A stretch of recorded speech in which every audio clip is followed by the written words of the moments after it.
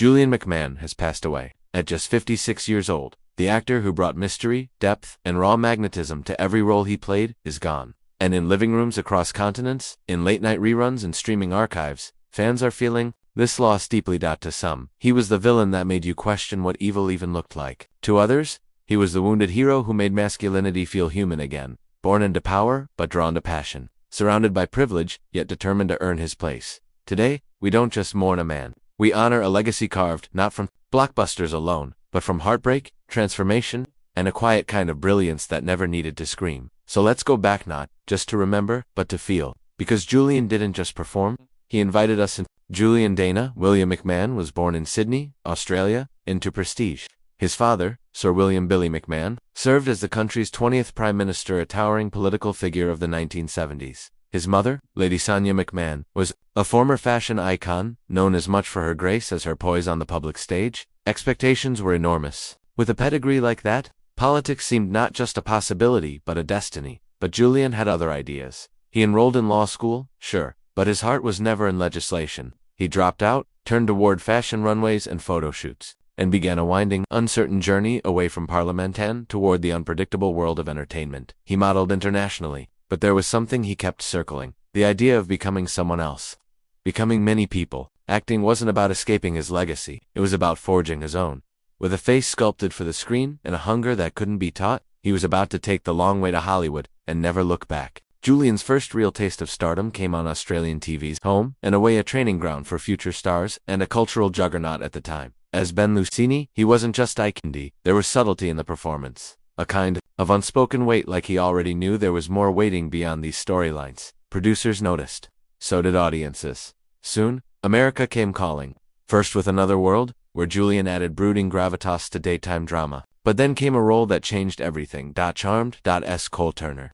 A demon struggling between darkness and redemption, Julian brought tortured complexity to genre television. He didn't just seduce viewers, he disarmed them, because Cole wasn't just evil, he was hurt. He was trying to love in a world that didn't trust him, and you couldn't look away. For thousands, maybe millions, he became the face of conflicted romance on TV, and as Charmed took off, so did Julian. But the darkest was still ahead. In 2003, Julian took a career-defining risk. He joined the FX drama Nip Tuck, a bold, dark, emotionally raw series that wasn't afraid to cut deep. As Dr. Christian Troy, a handsome plastic surgeon, obsessed with status and perfection, Julian created one of TV's most magnetic anti-heroes. It wasn't just about vanity or surgery, it was about identity. About what we're willing to sacrifice for acceptance and what lies beneath the surface we show the world. Week after week, Julian exposed Christian's insecurities, his traumas, and the empty echo of his charm. He made the character human, damaged, beautifully broken.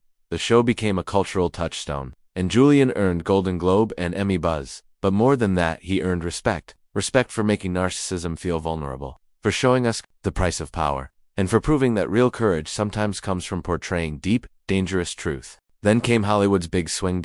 In 2005, Julian stepped onto the blockbuster stage as Dr. Dumervel's most iconic villain in Fantastic Four. Opposite rising stars like Chris Evans and Jessica Alba, he delivered a performance that elevated the franchise's emotional stakes. Where many saw Doom as just a megalomaniac, Julian saw pain, a man scarred by betrayal, a genius consumed by resentment.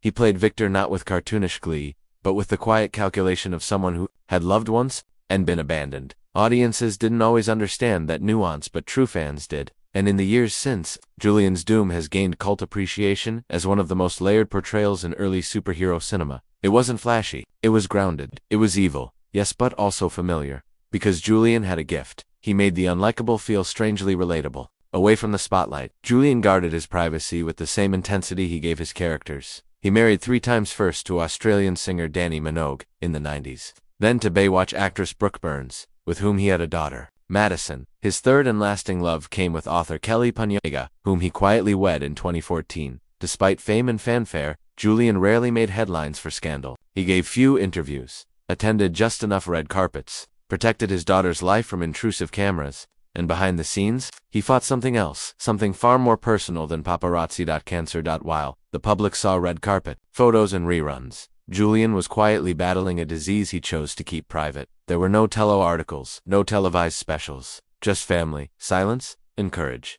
His decision to hide his illness wasn't about shame, it was about control. He gave the world his work, he kept his pain for himself. When news of Julian's death broke, the wave of sadness didn't come from tabloids, it came from the people who knew him, worked with him, and grew up watching him. Alyssa Milano, his on-screen soulmate from Charmed, wrote, "He made me feel safe as an actor.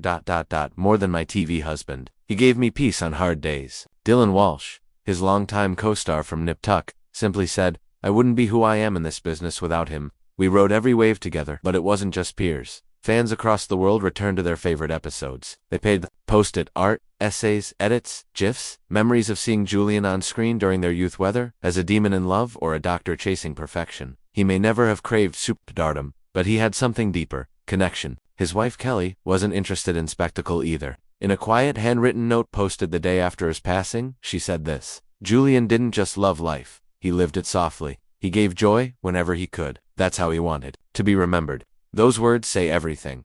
He didn't aim to be the loudest. He aimed to be real, measured, kind, committed. Fame didn't change him. It sharpened him. Every new role was an evolution out of career, but of character, and even in death, he didn't seek spotlight. He gave his light to others. What makes someone unforgettable? Is it the roles they played, or the way they made us feel? Julian McMahon wasn't just a performer. He was presence. Whether it was a seductive smile on a WB drama, or a haunted stare behind the surgical mask of Nip Tuck, he left a mark scene by scene, line by line. He taught us that villains have pain, that ego hides emptiness, that love, even when complicated, still matters. He challenged the idea of what a leading man could be and made introspection feel brave. So as we say goodbye, let's remember what he gave us. Characters we loved, stories we felt, and moments we'll revisit again and again. Good night, Julian. From the demons to the doctors, from Australia to Hollywood, your legacy lives on. You were unforgettable.